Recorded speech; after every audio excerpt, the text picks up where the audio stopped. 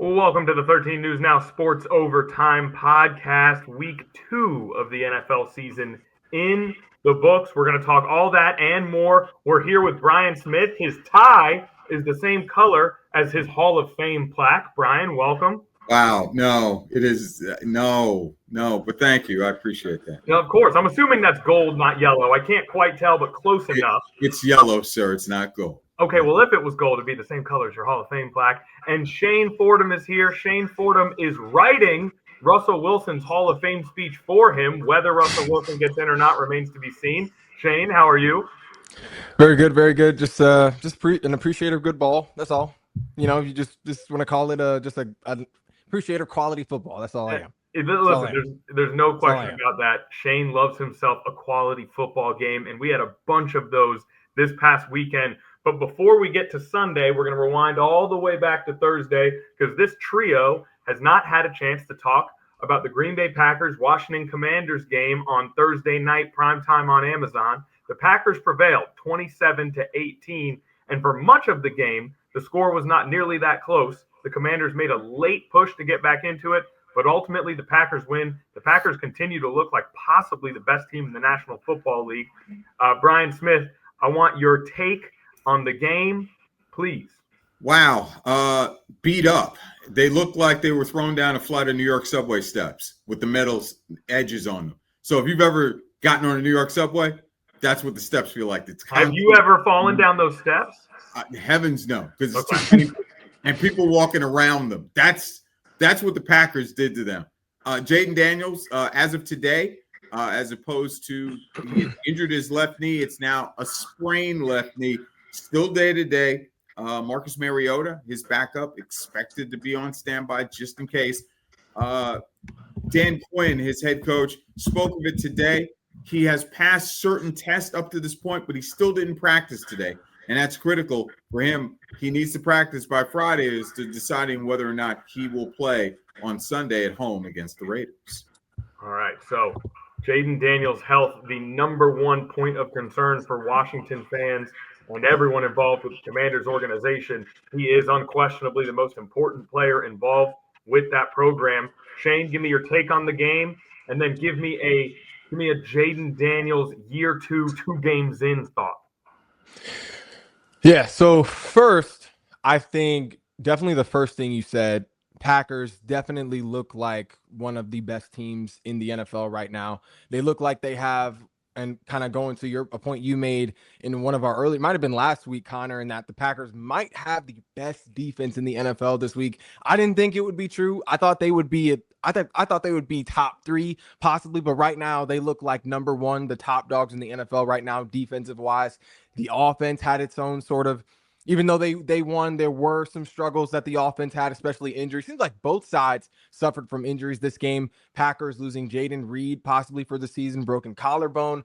The Commanders, Jaden Daniels wasn't the only one that got banged up. We now have the Commanders are now going to be without Austin Ekeler and Deatrich Wise, 2 key positions that the Commanders kind of relied on last year and we're looking to rely on this year. You know, Austin Ekeler obviously being a huge part of the run game, Deatrich Wise being a part of that pass rush that the Commanders really focused on and emphasizing or reinforcing this offseason. Deatrich Wise coming off a great game last week. So 2 big losses, but Jaden Daniels, at least that's one thing Commanders fans don't need to be concerned about, I think. You know, it is a little worrisome that he is suffering from an injury that's going to have him out a full game this early in the season. But, you know, when you look at it, look at the injuries that they had in this game, that went down in this game, I would be thankful that it's not worse. But, you know, it's only week 2. I think Cliff Kingsbury could have dug a little deeper into that offensive playbook. You know, it was a lot of check down passes, a lot of short yardage plays, you know, where it wasn't a lot of shots being taken. But at the same time, it's not like Jaden Daniels had time to really take those shots anyway. That's exactly what I was going to say. It's hard to take shots when you're under duress like that. Yeah, you read my mind on that one. Yeah, Micah Parsons was getting back there. You know, Rashawn Gary was getting back there. The whole defense, Jaden Daniels didn't really have time to do a lot. So hopefully that's something they can shore up this week. But the better Josh Connolly gets, though, that's only going to get better do something quick because in 2 games he's been sacked 7 times. Well, here let me jump in there because I have a thought on that as well, which is that yes, he's been under duress for 2 straight games, but most people expect the Packers and the Giants to have 2 of the very best defensive lines in the league. I mean, if you're going to be under pressure, it's going to come against those 2 teams. So I'm not fully concerned yet that they just flat out can't protect. I mean, it was a slight issue last year, and it's been a huge issue so far this year, but that's a tough way to start when you're just looking at the performance of the offensive line. Shane, is that fair? No, 100%. And I that wasn't me taking a shot at the offensive line necessarily. It was just a fact. You know, the Packers showed that they might be the best defense in the NFL, mainly because of this front 5 group, you know, headlined by Micah Parsons and Rashawn Gary, who you guys know I said might be or could be the best pass rushing duo in the NFL this year. But I mean, you're looking at a veteran offensive tackle in Laramie Tunsil. You know, he's already getting up there in age. And then you also had Josh Connerly, who was a rookie. Here we go again. He's an older guy in the NFL. I'm just saying, when you look at I'm just saying that this was a tough test for both of those offensive tackles. You know, not only a Pro Bowler in Laramie Tunsil, but I mean, I feel like this was pretty expected for a rookie. You know, Josh Connerly had to go up against an elite Micah Parsons and an underrated Rashawn Gary for a majority of this game. So I actually think getting this tough of a test earlier on, it's not many pass rushes that are going to be better at getting to the quarterback that this Commanders team is going to see throughout this season. So I think this is something that actually might toughen up this offensive line for the pass rushes and fronts that they will see for the rest of the season. I think that's my apologies, Shane, for Connor. Connor's a little sensitive about. No, listen. Laramie Tunsil. I'm just saying. No, I'm not even talking about me. I'm talking about from a football perspective. From a football perspective, all right. Laramie Tunsil just turned 31 years old in August. Okay, he is 30 is an older guy. In the NFL, he's an older guy. I didn't say he was old. I said he's an older guy. I would say that for modern athletes, 31 is not prime. Your injury history matters, but for modern athletes, 27 to 32 is their prime. That's not 32 in the NFL is not prime. We're seeing athletes all across sports be able to have longer primes due to medical advancements, training method advancements, nutrition advancements. We are seeing longer primes, especially at the quarterback position, especially in the NBA, and I think that probably holds true for the NFL. You're not wrong about that. Lane Johnson might be the best tackle in the league. How old is Lane Johnson? But see, that's the thing. Like, that's what makes Lane Johnson so great. That's what makes, other guys who have been able to have that longevity so great. I'm not saying Trent Williams is one of the oldest tackles in the league. Still one of the best tackles in the league. Trent Williams as well. Like, there's a couple of other guys that are getting up there. Cam Hayward, another older guy on the other side of the ball. But primes are getting longer. Primes are getting longer. Not necessarily and true you know what? in the NFL. I'll cut right to the chase, Shane. I'll cut right to the chase. You're being disrespectful. He's acting like I said Laramie Tunsil is ready to retire. I didn't say that. I said here's the deal. Older guy. I am clinging to my prime by a thread. All right. It hit a nerve with him personally. That's what it Laramie Tunsil was born in 1994. Okay, he's doing just fine. In life, you're a young man. You're a healthy young man. Plenty of life ahead of you. Plenty of life ahead of you. How dare you? In the NFL, that's towards the end of your career. I get what you're saying, how primes are extending in other sports. Like there are a lot of advancements in technology and medicine. Physical therapy is always advancing. I've been able to see that up close and personal, being a former athlete myself. But when it comes to football, now double disrespect. Double disrespect, dropping his. He doesn't lie. Shane does not tell a lie. No. I'm not. There's no resume to give. Like I didn't share that tidbit of information as if you have a resume. He has a resume, ladies and gentlemen. That's a Division I football player that is currently on this podcast with us. And let's throw this in there as well. One of Goochland's finest from the mound, sitting on this podcast as well, Brian Smith. Don't downplay your own athletic. No. Justin Verlander, I am not. No. All right. No. Let's move on. Let's move on before Brian and I just melt into dust here. Okay. So when it comes to the Commanders, I am seeing a mixed bag in terms of the public's reaction. There are certainly some people who are panicking, and if you're a fan of the team, I completely understand. You want to see your guys look good coming off of an NFC championship when you got big hopes for the future. For me personally, Jaden Daniels' health aside, if Jaden Daniels is healthy, I am just not concerned at all about the Washington Commanders as a playoff team and maybe as a conference contender right now. They toughed out a win over the Giants. Sometimes you just got to go get the win. And then they had to turn around 4 days later and go to Green Bay and play a team that's on fire right now. I am a 1 out of 10, maybe a 2 out of 10 concerned about the Commanders as long as Daniels is healthy. That obviously would change things. Do you guys agree with me, or do you think there maybe you're at least looking at the panic button? I agree with you only because they had a 4-day turnaround. That's because that affects any team. So anybody goes, oh no, it's a panic button. No, you try to play on a Sunday and then try and come back on a Thursday on the road.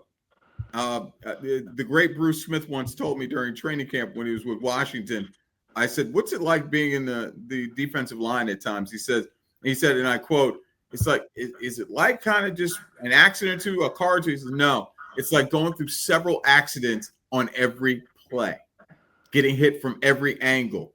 He did it for 20 years. So, yes, you can't do a short turnaround. And it was harder then based on how things are now. They've changed the game rule-wise of certain things you can do compared to what he did when he played. So they were put in a losing position. Shane, I want your take on that as well, but I want you to also add, Shane, you are our resident Austin Ekeler fan. I think when he got to the Commanders, I doubted that he could be effective. You said he would be. He has been. How big of a deal is it that they've lost Austin Ekeler for the season now? I think that's a huge deal. I do agree with you all's, base point that, I don't think Commanders fans should be concerned. Obviously the team wouldn't be concerned as long as Jaden Daniels is healthy. As long as Jaden Daniels is healthy, this Commanders team has a shot. The playmaker he has proven to be, the type of guy he has proven to be in the clutch, in the crunch time of the game. I think the Commanders definitely should not be worried right now. But losing Austin Ekeler is definitely a big loss for this team, just because mainly of the chemistry that he formed with Jaden Daniels. Like, not a lot of targets on this team, though Jaden Daniels is a quarterback who does share the ball, does move the ball around. We saw Chris Moore get the rock, against the Packers in this game. Austin Ekeler had a trust from Jaden Daniels. Maybe that was only second to Terry McLaurin from last year's squad.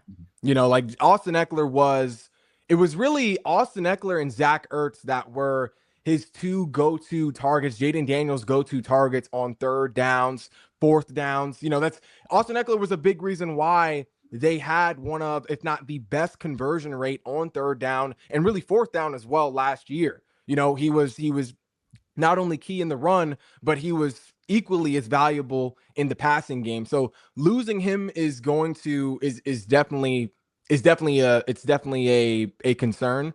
But on the bright side, I think this does open up more room for a Ja'Cory Krosky-Merritt, aka Bill, to kind of grow and develop in this offense behind what should be a pretty dominant offensive line, especially as soon as Sam Cosmi comes back, which should be in 2 weeks. Hopefully, I believe at the earliest. While I defended the offensive line, while I defended them due to these first 2 games, I think we do have to stop short of using the word dominant with this offensive line right now. I don't know. I said they could be. They could be. Not that they are right now. I said they could. It's still a work in progress. They're without their best player. Like, they're without their best offensive lineman right now in Sam Cosmi. Tunsil's got to be that. Tunsil's that guy now. But I see what you're saying. Cosmi was their best lineman last year for sure. Yes. I know what you're about to say, Shane. How could Tunsil be the best guy when he's not allowed to drive a car anymore?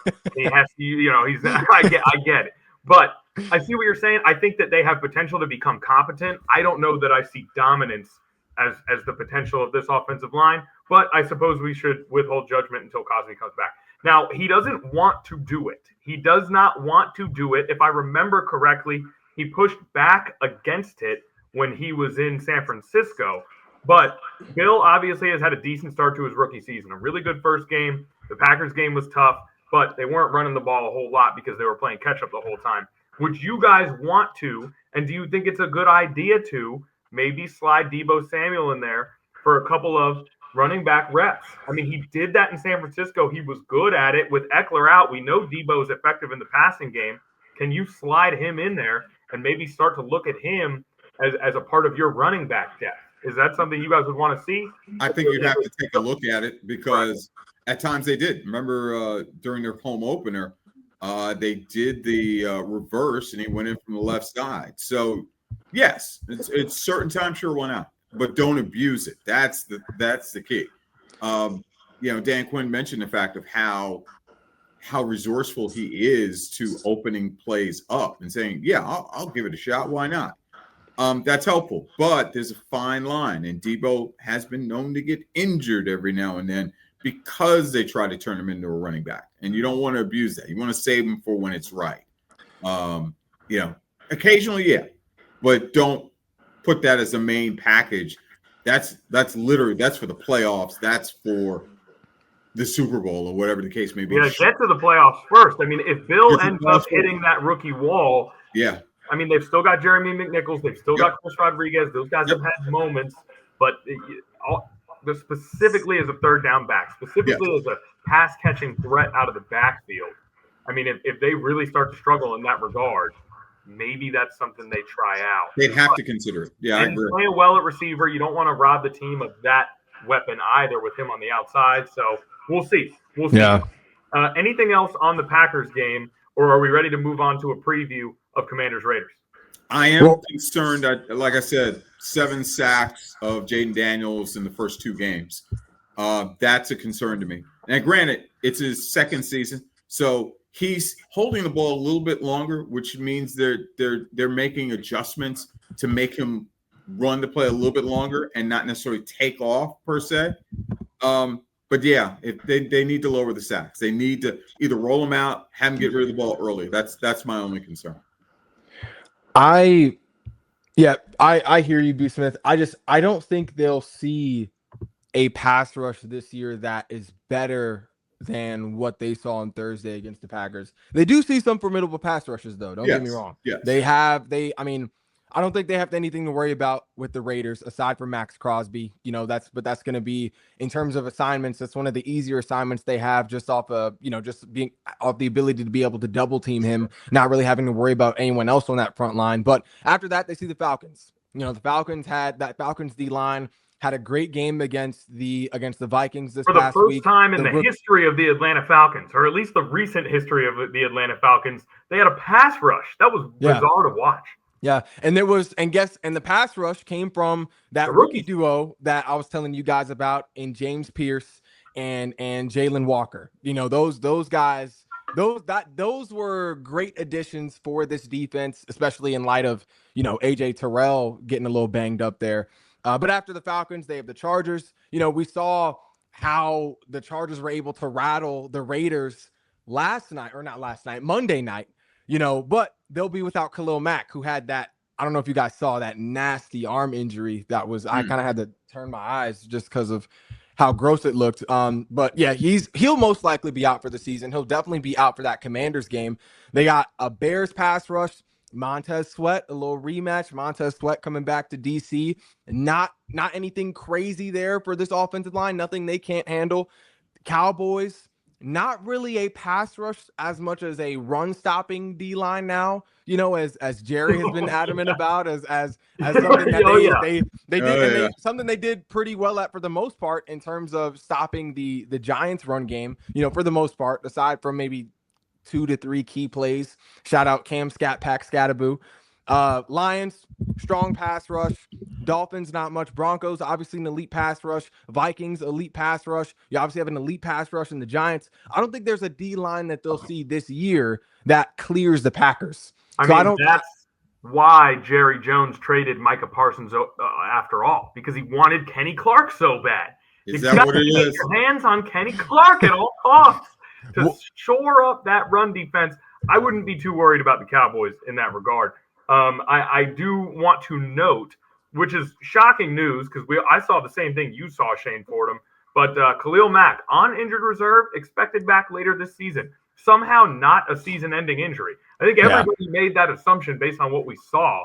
But Khalil Mack expected back at some point, whether that's in time for the Commanders Chargers game, we do not know. Now, it doesn't get any easier next week. The pass rush as a whole in Las Vegas is not as effective as the two they've seen, but they do have one guy who can certainly create some havoc. Max Crosby comes to town next week, and that's got to be priority number one for the Washington Commanders if Jaden Daniels plays, is keeping Max Crosby away from Jaden Daniels at all costs. You mentioned time to throw. Jaden Daniels, middle of the pack, according to Next Gen Stats, in time to throw. Do you guys want to take a guess at who's last in the league among starting quarterbacks in time to throw? Justin Fields. Nailed it. He nailed it. The guy knows his own squad. All right, we'll get to the Jets later on. Maybe it's good. Do we have to? He's surveying the field. Okay. Yeah. Let's talk. He's waiting on a subway. Yeah. That's what it is. It's like him waiting on a subway. This is the second time. With the F.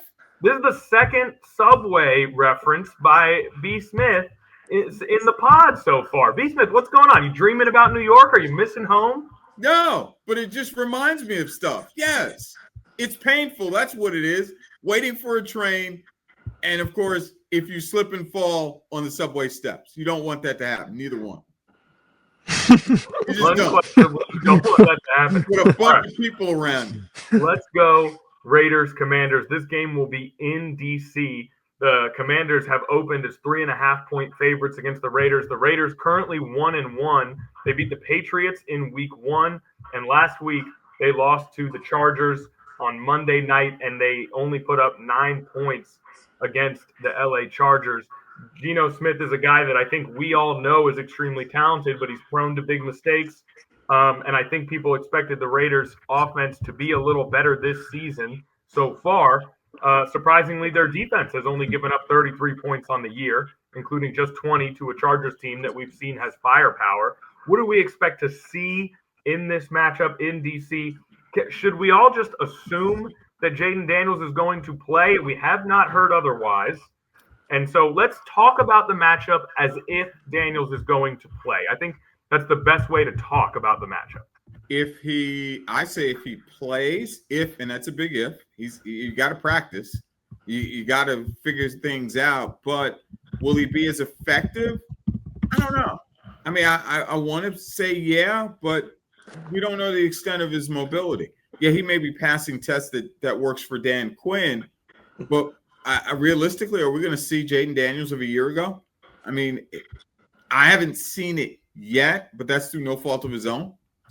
He's been sacked, and he's been getting beat up. And can he recover quick enough? I don't know. I have some question marks about that. Okay. Yeah, two things. I am hoping to see more of a downfield passing game. You know, like you said, Connor, they're seeing one of the best, not just pass rushers, overall D lineman defenders in the NFL, and Max Crosby. But there is only one Max Crosby. There are 5 total offensive linemen, including 1 running back. There are different blocking schemes you can do to slow him down, different plays you can run, screen passes, bubble screens, play actions, RPOs. There are different things you can do to slow down a Max Crosby. I think we should see Jaden Daniels, assuming he is playing, have more time in the pocket to actually get the ball downfield, which means I am hoping we will see Terry McLaurin sort of punch his ticket and sort of revive himself or represent himself to this Commanders fan base. Like, hey guys, I'm back. You know, I know you guys have been waiting for me to sign this contract all off season.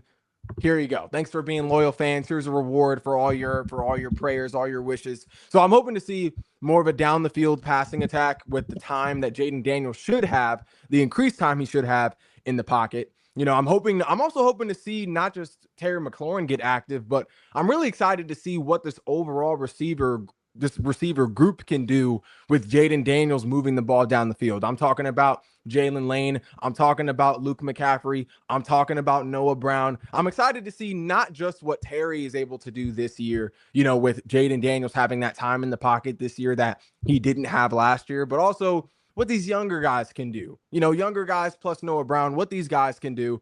On the defensive side of the ball, there is one thing that worries me on the defensive end. It's not the pass rush. It's not the run stop defense. It's Marshawn Lattimore. Marshawn Lattimore, it's getting bad. I mean, Marshawn Lattimore was getting cooked against the Packers by Dontavian Wicks, who before the Jaden Reed injury was maybe the fourth guy down on the depth chart, especially with Matthew Golden sort of being given that green light. It's not looking promising. Like, honestly, that is one adjustment that Joe Witt and Dan Quinn may need to make, before we get too far into the season, is getting Trey Amos sort of more involved in this defense, getting him more reps, sort of giving him more of a role as opposed to Marshawn Lattimore, because not something they'll have to worry about this week because Jacoby Myers isn't necessarily a bigger receiver. But we've seen how Marshawn Lattimore can, sort of is a reoccurring mismatch for those bigger type of receivers like AJ Brown, like others. It's just, it's becoming a very blatant sore thumb Achilles heel for this defense. Okay, we know where Jordan Love wanted to get the ball to. Like, Dontavian Wicks doesn't usually have that amount of targets, that amount of receptions. So that's one concern of mine that I have, not just for this game against the Raiders, but moving forward. Is let me jump in before you move on to your next concern. One, Dontavian Wicks. Oh, okay, my bad. Go ahead. Did you want to finish? No, that was it. No. Dontavian Wicks, we will mention, a former UVA Cavalier. Yeah. Shout out to someone who spent a lot of time in the great state of Virginia. And then with the Lattimore thing, when you say he's been the Achilles heel, it's especially difficult because you trade for him last year specifically to strengthen your secondary, to be a number one corner, to be a shutdown type of guy who is a strength, a weapon on this defense. That's why you bring him in. That's why you use the resources to get him. If he was someone who you drafted in the fourth round and you were hoping he would hold up, then maybe you could live with this. But you specifically burned resources in hopes that he would be a strength of this defense. If he's going to be a weakness of this defense, then you're going to have to reorient what you're doing. And Trey Amos has flashed. He's looked good, but he's a starting corner too. I mean, sure, you can change their roles, but Lattimore still has to be out there, most likely, for this Commanders defense. So that's something that he definitely needs to get together, coming off an injury-riddled season last year. Perhaps he just needs time to get back to full strength. But yes, that is a tough one. Shane, go ahead. Well, see, what they've been doing is they've been having, sort of kind of trying to bring the rookie along. They've been having Trey Amos take a lot of slot corner reps, having him guard the Y's, kind of maybe playing over top of the tight ends, whoever's in that slot sort of off ball type of or off the line of scrimmage type of receiver. I feel like if they were just able to switch, if they would just switch Amos and Marshawn Lattimore, giving Marshawn Lattimore a little less responsibility in his defensive line, because in this defensive scheme, because you're less likely to get exposed, I feel like, at that slot corner position as you are playing outside corner, especially in man-to-man coverage. So I feel like even if they make that switch, even if Marshawn Lattimore is still on the field, if you make that switch, I feel like it makes it harder to really find holes in this defense, especially when we're looking at the deep thirds of the field, because honestly, everyone else is looking good. Will Harris in the secondary is looking good. Quan Martin is looking good. Had an interception that ended up getting called back against the Packers. Obviously Mike Sanders still is looking good, having, coming off a year where he really could have been in the running for Defensive Rookie of the Year. And then, the front five kind of speaks for itself. But I feel like even if you make that switch, I think you would still see a more productive, more blanket coverage for this Commanders defense. But we see in the modern NFL. I'll tell you what, Shane, the way you two were talking about Lattimore, he reminds me of a former New York Giants cornerback named Elvis Patterson. He had the nickname No One Wants. He was called Toast because he got burnt a lot. That's what Marshawn Lattimore is sounding like right now. Toast. Question for you guys real quick. Yeah. Oh, go ahead, Connor. Well, just an update on what Brian just said, just for anyone listening who happens to be under the age of 45. Elvis Patterson played for the New York Giants from 1984 to 1987. He finished his career with the Cowboys in 1993. The fact that we got to go, he was an undrafted free agent signed by the New York Giants. He did win a couple of Super Bowls, 86 and 93 with the Cowboys. God bless him. But he had the rep of being called toes. I know, and the fact that this conversation, what I'm saying, the fact that this conversation pulled that from your memory shows how difficult of a situation that we're in here. He's getting beat the way you're describing it, Shane. It's Right. like he's exposed. It's a great goal. He is getting exposed. Yeah. Imagine, I mean, it's something it's an adjustment they definitely have to make, because imagine if he's getting cooked by Wicks, imagine what A.J. Brown, assuming the Eagles clean up their passing offensive play calling, imagine what he would look like against. We'll get to that. Yeah, we need to. But imagine what he would look like against A.J. Brown, Devontae Smith. Imagine what he would look like against Malik Neighbors, even Wan'Dale Robinson, who ended up cooking the Cowboys secondary, this week.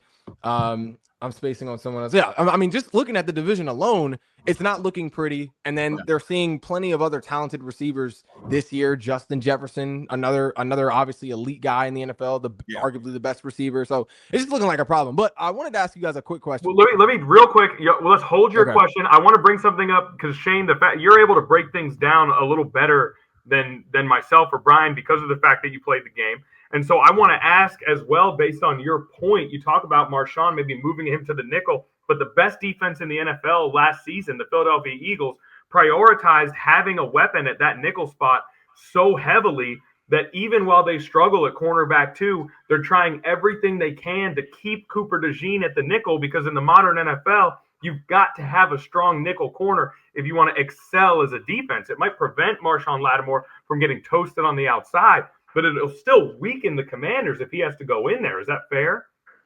I think it just depends on the scheme, because last year Cooper DeJean was able to thrive. It depends on the scheme and the player.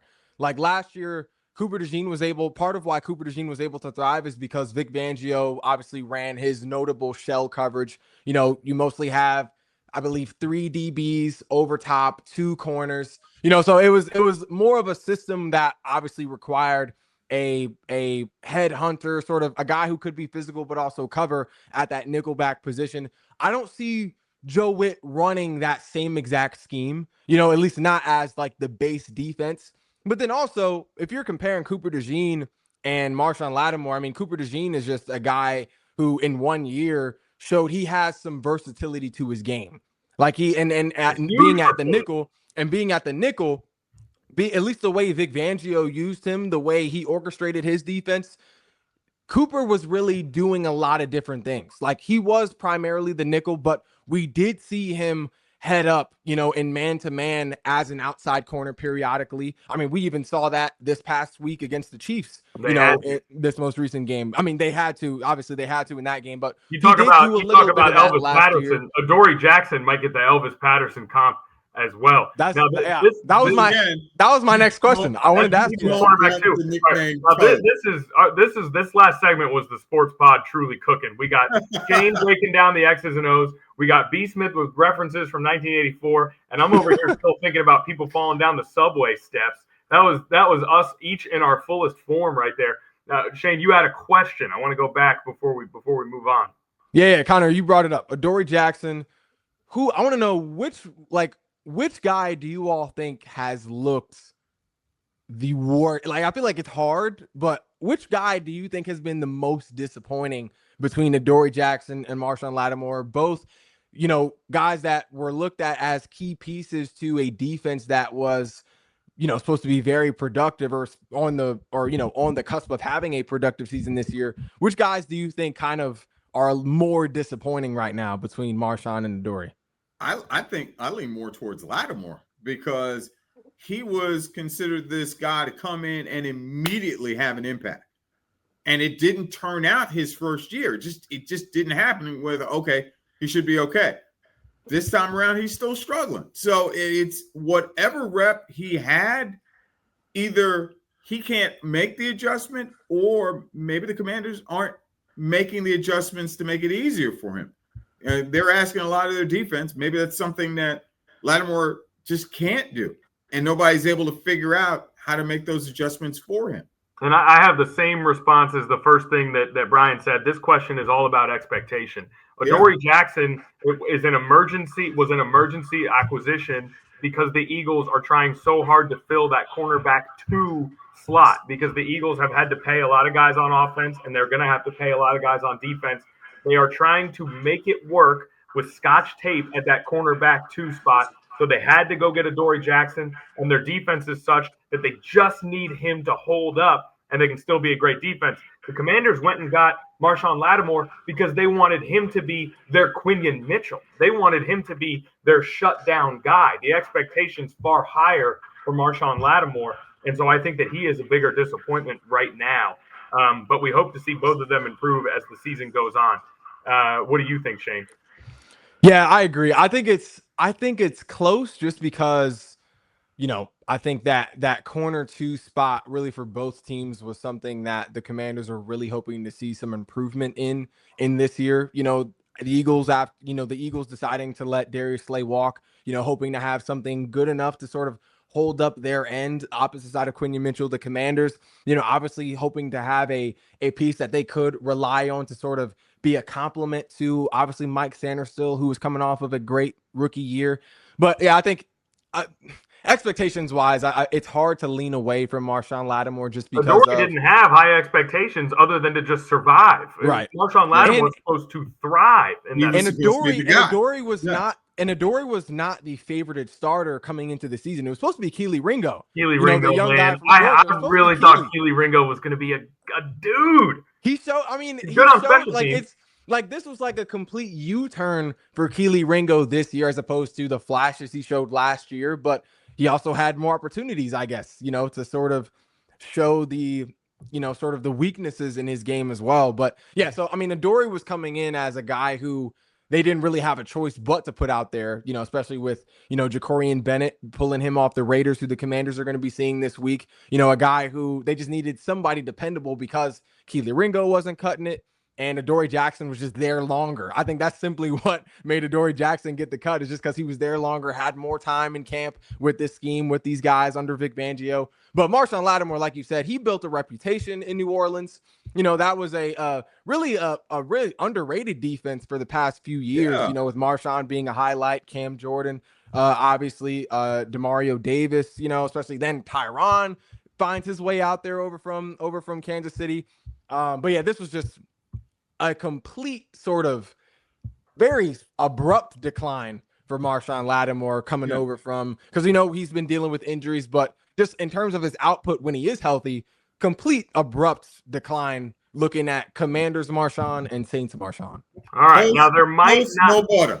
That's right. Now there might not be many podcasts that will talk about Russell Wilson every week, but this is one of those podcasts because he has been crowned as one of Shane's guys. Now, Shane appears to think that this is going to be a positive Russell Wilson conversation because Russell Wilson. I already know. He put up some good numbers. He put up some really good numbers. He had his best game in a long time. Statistically, it may have been the best game he's ever had. And Shane was putting text into the chat. And Shane was doing a victory lap, and it was well deserved because he kept those Giants in a high-scoring affair with the Dallas Cowboys. But it turns out all we had to do was wait. Just wait. And then Russell Wilson goes back to, unfortunately, the modern Russell Wilson that he is. As Shane would say, he's getting a little up there in years. So no disrespect. But in overtime, he puts one up for grabs. He throws a punt return up in the air. The Cowboys get it, and they go on to win the football game. So Russell Wilson put up big numbers, but I still do not think, as Shane would say, that he's the third best quarterback in the NFC East. And we saw why in overtime, despite him having a very, very good 4 quarters against the Dallas Cowboys. And despite the fact that they put Jackson Dart in for a series, which I thought was bizarre and a weird way to handle a rookie quarterback. Hey, go play one series. That's not how you get a rhythm. That's not how you learn the game, in my personal opinion. So I thought that was strange. Can we say we went from let Russ cook to Russ getting cooked? Bro, don't do that. It was one play. Like I know that was the game deciding play, but He was choking. Here's the thing, Shane. It's a game-deciding play. If it was one of the guys you don't like, if it was Justin Herbert or Dak Prescott, you would say that it's all about that one play. That's all that matters. No one said no one's saying. I'm not saying Russ is an elite guy. I'm not saying he's an elite quarterback in the NFL. Okay. All I was saying was that he is. You're not saying that now, but you said that at one point in time. No, I did not. I did Came not. Pretty close. Came pretty close. No, I did not say that. I told you all what my dad said. I didn't say that. Do y'all remember what I said? Or what I told you? I'm a tease my dad on here. Mr. Fordham facts. What you got? My dad said this was like, in his defense, this was like week 8 or 9, I believe, sort of midseason when the Steelers were hot. He said that Russell Wilson could be on the board for MVP. Why are you making it look bad like that? Have some respect for your elders, Shane. Hey, look, all I'm saying is I didn't say that. I just said that Russ You're going to make your bad take look better by exposing your dad's worst take? All I'm saying was B-Smith, it's starting to make sense. The apple doesn't fall far from the hot take over here. All right, let's relax. Let's relax. Let's calm down. Everybody relax. I'm getting the whole way. Everybody calm down. Everybody relax. I saw a spark from the third rail. I'm like, whoa.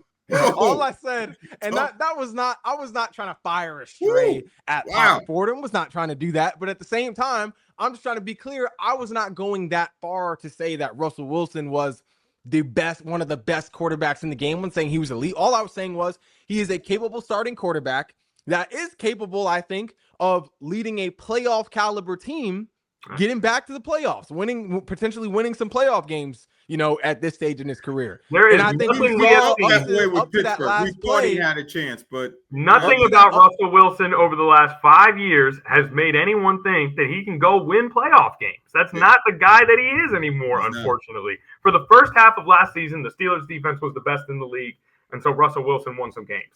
And then the offseason came around. Well, first the playoffs happened, and then the offseason came around, and the Steelers were like, all right, dog, we'll see you on the schedule. So I think that tells us everything we need to know about Russell Wilson. But I think that when for Russell Wilson, a great 4 quarters. I think that, I just think that when we talk about last year, he did have to go a stint without his receiver one, which could throw off a rhythm of an offense. George Pickens missed some games. Now he did get him back in time for the playoffs. So I can only defend it so much. He's not a game-changing player anymore. That's not who he is. No, he's not a game changer. He's not a playoff team starter anymore. And I think Jackson Dart is going to be the Giants quarterback by week 10. And that might be true. But all I'm saying is I think Russell Wilson showed he was capable of still being able to make those big-time plays with having now an elite receiver one or a guy who was fighting for elite status. I agree.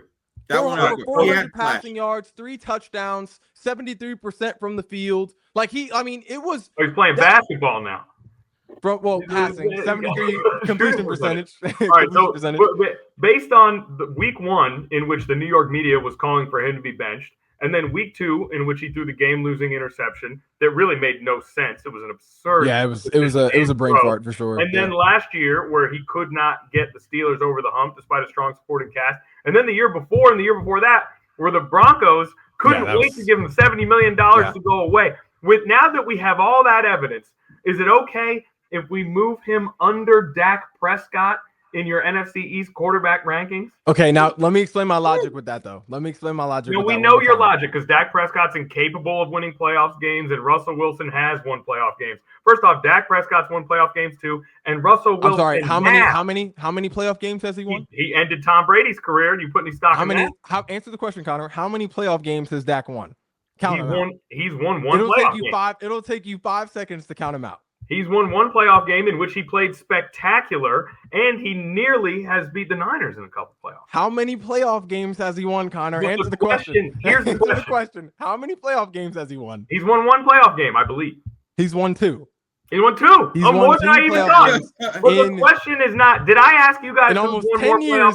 In almost 10 years, he's won 2 playoff games. But he's won 2 playoff games. He played spectacular. He played one of the best playoff games we've seen a quarterback play in the last half decade against the Bucs when he ended Tom Brady's career. And the question is, who's a better quarterback right now? And there's not a walking football watching human being who would say he's a worse quarterback than Russell Wilson right now. I get it. You think he has a ceiling in the playoffs. I got news for you. So does Russell Wilson, and it's a lot lower of a ceiling.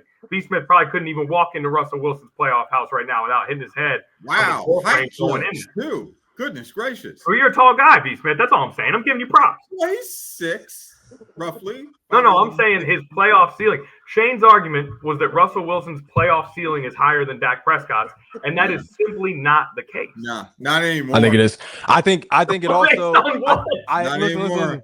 $70 million to go away from Denver. Yeah. Couldn't win a playoff game with the Steelers despite a good defense and some decent weapons.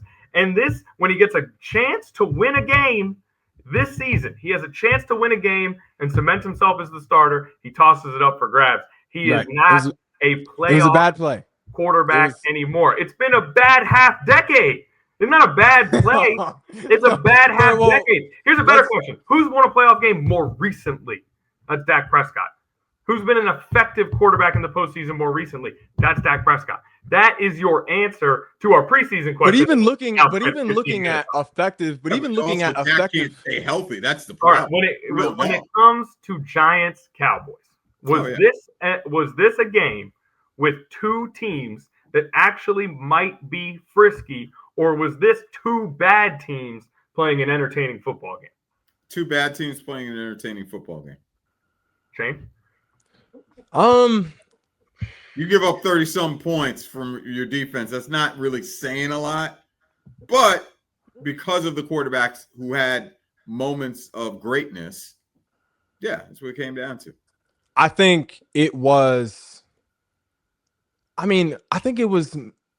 leaning more towards two teams that could be frisky just because, but it's kind of different. Like, I think the Giants were able to take advantage of a weak passing defense in Dallas. I think overall, I think this secondary has kind of skated by off the fact that they had Micah Parsons and DeMarcus Lawrence on the field who were able to collapse the pocket and sort of rattle quarterbacks into either making mistakes or getting them on the ground before they had a chance to get the ball out.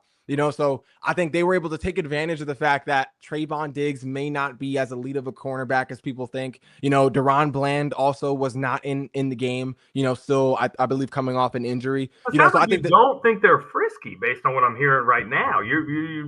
Well, I think the Cowboys are a little frisky just on the offensive end. I think on offense, they've shown a lot more promise than on defense. So you think the offense could carry them? Yeah, well, I think if the Cowboys win, it's definitely going to be because of the offense. I mean, obviously, Dak Prescott. And you think they will be a competitive team that wins a decent amount of games in the playoff picture because of the offense. I think they can be. I'm not saying they will be. I think they have potential just because of the talent that they have. You look at Dak Prescott. Obviously, he's a quarterback capable of putting up MVP numbers in the regular season. They have CeeDee Lamb, who is a top 5 receiver. George Pickens, who could be a top 3 number 2 receiver in the NFL. And then what'd you say? That might be a little far, but that's a discussion for another day. I think he has a running for it. I think it's reasonable, but I'd still go Smitty, Higgins, Waddle. I still think that's iron. And maybe Debo now. I wouldn't say Debo and I wouldn't say Waddle, but I think it's a good conversation. But he's at least top 5 at the least. And then you also have Javonte Williams, who is used to being a running back 1. He had some great play. He had some great plays against the Giants, a couple of good plays against the Cowboys, definitely dependable running back, a decent O-line, even though Zach Martin isn't there anymore. They've lost a couple of other guys in the past, but still a decent O-line. So I think both of these teams are frisky for different reasons. On the other hand, I think the Cowboys passing offense was that's an elite passing offense. Not even gonna lie. Can't even lie. One of the best receiver duos. They got a talented quarterback. I think it's closer to being two frisky teams than two shabby teams. I would say two frisky teams as well. I don't know that either of them makes the playoffs, but I would say that I agree with you. They are frisky. Do you guys think Jackson Dart starts a game this season? Yes. Or even not just starts a game, but takes over as the starter for a healthy Russell Wilson? Do you think that happens and when? Yes. Don't know when. Me personally, I think if the Giants hit a slide where they've lost like 4 straight or something like that, then yeah, you could see him in being inserted. And the Giants get the 0-2 Giants fans. So yeah, Giants fans they were like, no, we can't stand this anymore. It's bad enough to win 2 or lose 2 or 3 straight. Man, you get to 4 in a row. I mean, we don't even know if Brian Daboll would be around if that happens. But that's another thing though too. Like if you were watching that Giants Cowboys game, it was a lot of other things that sort of held the Giants back from winning this game. One of them were penalties. Like I forget what the offensive lineman's name is. I think he's a rookie, but the left tackle, he had, I believe, 4 penalties in one singular drive. That was hard. That was hard to watch. That was hard to watch. More penalties than any other single player in all of week 2, really the past 2 weeks of football. I mean, those are things that as a coach you can't control when you're like, from the sideline. Like that, but unfortunately you're held responsible for it. Unfortunately. You're right. It's just I just think it's unfair. Like I think it's crazy to blame Dabble for freak things like that happen on the field. That really just had nothing to do with that. Is that a freak thing, or is that? I mean, at some point, it's on the head coach to impart discipline upon his team and keep those penalties down. But I do agree with you. I get what you're saying. And the Giants go Chiefs, Chargers, Saints, Eagles, Broncos, Eagles. They could easily be 1-7 going into their Week 9 matchup with the 49ers. It's a tough schedule. It'll be interesting to see where that goes. Now they got the Chiefs next week. Let's talk about what was the matchup of the week going into week 2, Chiefs-Eagles, but ended up being a gross football game. I mean, a really sloppy game that I did not find particularly entertaining, other than the fact that the Eagles were able to get the W. What did you guys see from Chiefs-Eagles? Shane, let's start with you. Yeah, the main thing I saw was just the self-imposed limit on the passing game. And I know there's a lot of people on social media saying, well, if Jalen Hurts was more of a capable passer, the Eagles would be able to do more down the field. And it's just, there's no way, like, I feel like that's a very casual football fan thing to say. I'm not gonna it goes against everything that you feel and think about Jalen Hurts. Let's not start calling people casuals. No, it's casual. It's a very unchained thing to say. No, I think it's very casual because if you watch the game, the majority of the plays they called were either runs, screens, or just short yardage plays. Like they got AJ Brown running the same route on every down, which is difficult to reconcile. As an offensive coordinator, you have to be able to draw up schemes and route concepts that allow your receivers and pass catchers to get open. To be able to find space in the field. These the scheme right now, the way it looked against the Chiefs, the way it looked last week against the Cowboys, even. It's like Kevin Patullo, the current offensive coordinator, is not drawing up plays in favor of the passing game, which is surprising considering he was the passing game coordinator last year. It's like he's drawing up plays to favor the run, to favor Saquon Barkley. But that's not necessary when you have Saquon Barkley and you have Jalen Hurts' legs and you know that you can go get a big play to Devontae Smith when you need it. Is that the worst thing, to design your offense around the run? I don't think that it seems like that might not be the worst thing. You won last year with an offense that was designed around the run. If you don't turn the ball over with the defense that you have and the running game that you have, if you just don't turn the ball over, then you control the clock and you keep possession of the football. You should be able to win most games with the other pieces on your team. I do think there is some logic to that decision making. Now, could they still base their offense around the run and make sure to involve A.J. Brown in a more efficient way? I think that's probably true, but I don't think it's a bad thing to base your strategy around the run game, good defense, and ball control if you're the Philadelphia Eagles. I think what is bad is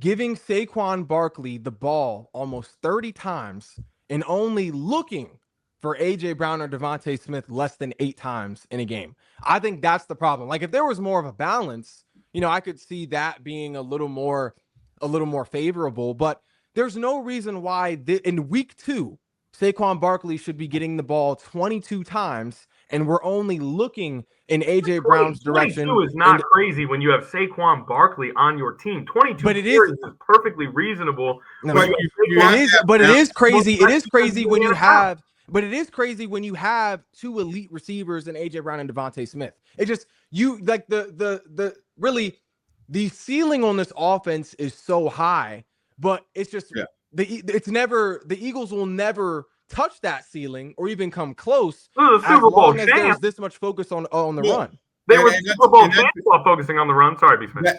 That is a good point, Connor. There are 2 points. One, they're the reigning Super Bowl champions. Everybody's coming at you. Pretty high ceiling. Knows that and hard. 2, last I checked, this is a new offensive coordinator, correct? Yes, correct. Okay. He was also previously the passing game coordinator. I looked that up, and I'm like, and he was named associate head coach. So you're wondering why Saquon Barkley's looking at 20-some carries or whatever the case may be. It's because he's trying stuff that I don't know if this is his first time as a coordinator and as an OC, but we're seeing some holes right now. So he's kind of figuring it out as it goes, whereas you had this smoothness under his predecessor. Not all the time. It wasn't even, but that's the thing. They started slow. They figured it out. They had rough games throughout the season when it comes to the pass. No, I get it. Kellen Moore had the same issue. We got tricked by the playoffs. It was not smooth all year. No, it wasn't. I get that part. Kellen Moore had the same issues. But they figured it out. Kellen Moore has been an OC before. They're perfect at just about everything else. We talked about they need to work on that CB2 spot, but when you're perfect at almost, especially Jake Elliott's making kicks, they have one of the best defenses in the league. They have the best line in the league. So and Jalen Hurts looks fast to me this season. I feel like he's running the ball really effectively. He looks healthy and he looks fast. And so, I got another Tegna restart coming here. Didn't we do this 1 week ago? Well, that's okay. We can finish the pod. I got 5 minutes. We can finish the pod. We're actually almost at the end. But I would say, Shane, to your point, it's too early to say this. It is. But there are shades of the Eagles go to the Super Bowl in 2022. They lose their offensive coordinator. They come out in 2023, and they're winning games, but it's not pretty.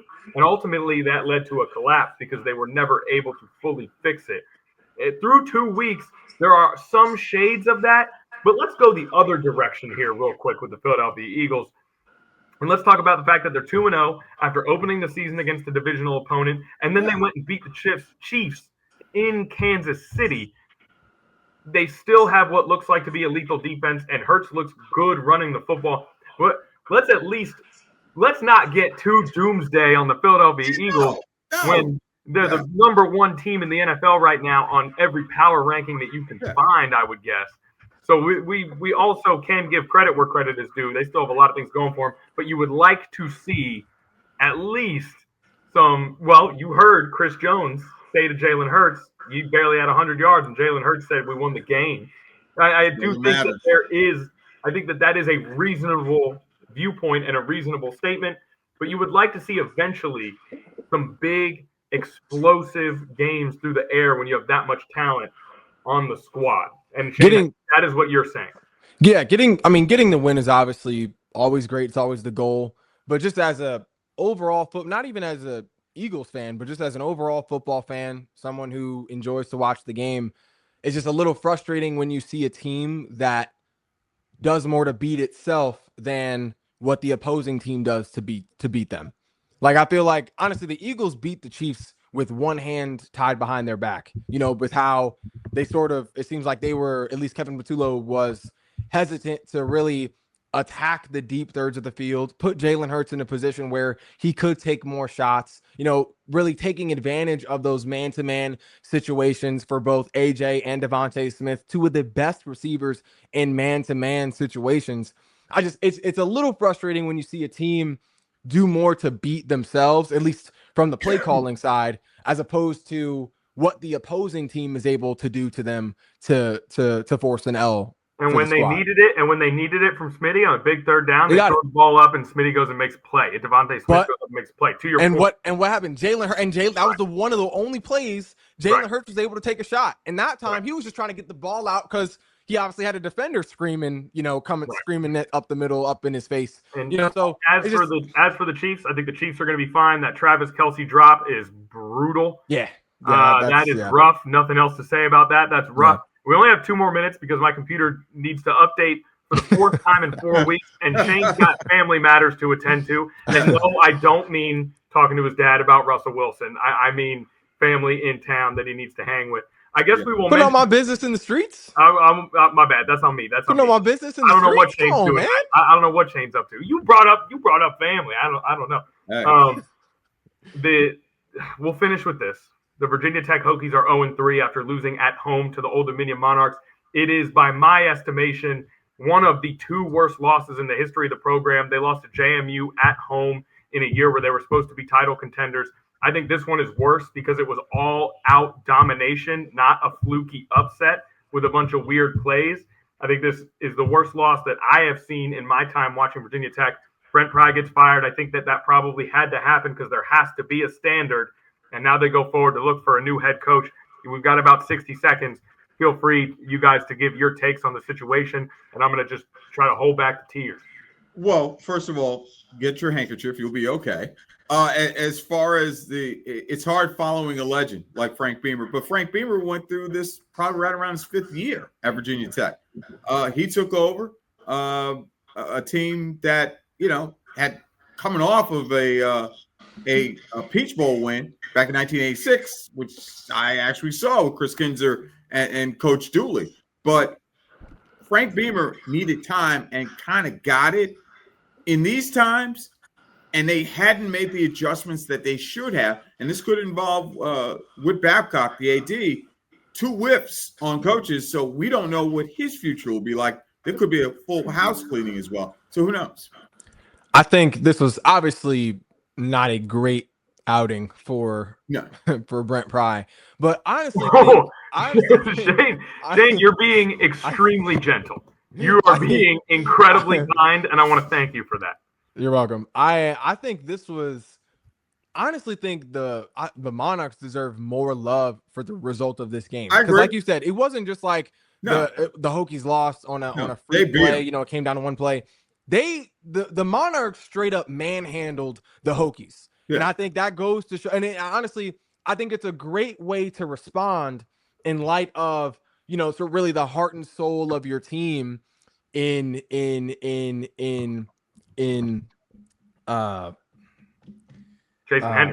Jason Henderson. In light of him having to retire, which I'm sure was a heartbreaking decision for him, his family, for really, his brothers on the team, losing Jason Henderson the way you lose Jason Henderson, I think this was a great way for the Monarchs to respond against a team that was favored to win in their house. Colton Joseph looked poised in the pocket. He was accurate. He was making all the right throws, all the right plays, both on his arm, with his arm and his legs. Trent Brown, got a touchdown, a receiver of one of those touchdowns. He was looking good. Traquan Jones, a guy who earned the starting spot as the running back, came up huge, not just against Central, not just in week 1, but in week 3 against the Hokies in Blacksburg. I think was huge to see. The defense rallied, to kind of make up for that absence of Henderson, especially Mac Jr. I mean, and I highlighted that on the Rank Tank that night too, because that was just an awesome play. I'm sure you guys saw it. The forced fumble. Monarchs recover, I believe, inside their own 10, tracking down Kyron Drones from the other side of the field, really saving the touchdown, but also getting the ball out. Like, the defense was rallying to the ball, to the Hokies ball carrier. You saw a lot of white jerseys, wherever the ball was. I just think it was a all-out great performance by the Monarchs, not just a slip and fall by a Pry-led Hokies team. And it's a great perspective. I think ODU deserves a ton of credit. There are a lot of group of 5 teams on the road against a Power 4 team, no matter how that Power 4 team plays, is going to have trouble getting a win on the road in that situation. So all credit to the ODU Monarchs. But when you look at the second half, we're up 20-10. Virginia Tech is up 20-10 on Vanderbilt. at halftime last week. From that point until the beginning of the third quarter, they got outscored, I believe, 64-0 against Vanderbilt and Old 34 unanswered points. And I think we can give credit to the Monarchs while also saying that it looked from the outside like Virginia Tech did kind of quit. I mean, that's how it looked. I don't want to put that on any player because these players work so hard and these coaches work so hard. But at some point, even an ODU team that is playing well and rallying around Jason Henderson, one of the great players in Monarch history who was forced to retire due to injuries, even with them playing well, maybe you lose the game. But 31-0 at home to a team who simply does not have the level of resources that you have.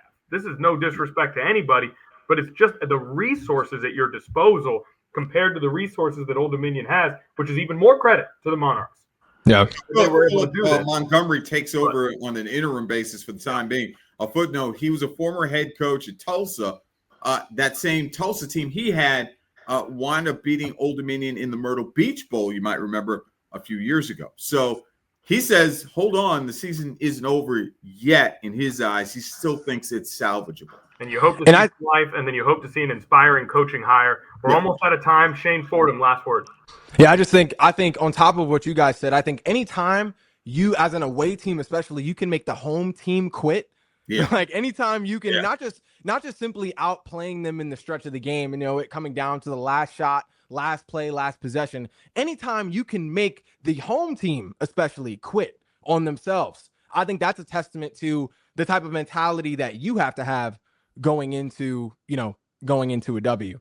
I meant to ask you, Connor, are you still shell-shocked by this or not at all? It was time. I think Connor froze out on us. I think he is having some technical difficulty, but he is shell-shocked. Yeah. That's what it is. He's still stunned. He's still stunned by the Hokies. He's still stunned by it. Yes. but what a way to end it. What? Yeah. Speechless. No words from Connor. Just speechless from the L for the Hokies. That's what it is. Yes. But that was B-Smith, we were kind of hitting it home. Dominant win for the Monarchs. Yeah. Tough way to end a season for Brent Pry. B-Smith, did you have any last words before we close out? That's it. That'll do it for now for Connor Reel and Shane Fordham. Hey, we got to say good night. And once again, thanks for joining us on Sports Overtime.